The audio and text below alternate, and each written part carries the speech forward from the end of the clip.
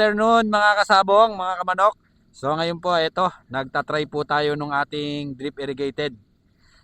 Nagsasample po tayo magbasa. Ito po yung gagamitin natin sa pagtatanim ng Carabao grass. Ito, first step po, siyempre kailangan may tubig po tayo para makabuhay po tayo nung Carabao grass na damo kailangan natin sa ating mga cording mga kamanok.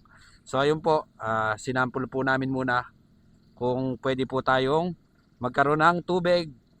Ayan, tinesting po natin yung ating drip irrigated. So ito, titignan po natin sa mga darating na araw pag nagtanim po kami kung makakabuhay po kami ng Carabao grass dito po sa ating drip irrigated. So feel ko po makakabuhay naman po tayo dahil maganda po yung ating tubig. So pinakamahalaga po talaga sa pagtatanim is tubig, lalo na kung transplant po yung gagamitin natin. Punla, tapos itatanim po natin sa lupa. Yun, mahalaga po yung meron tayong pandilig kagaya nito. So yun mga kasabong, bye bye po and God bless. Maraming salamat po.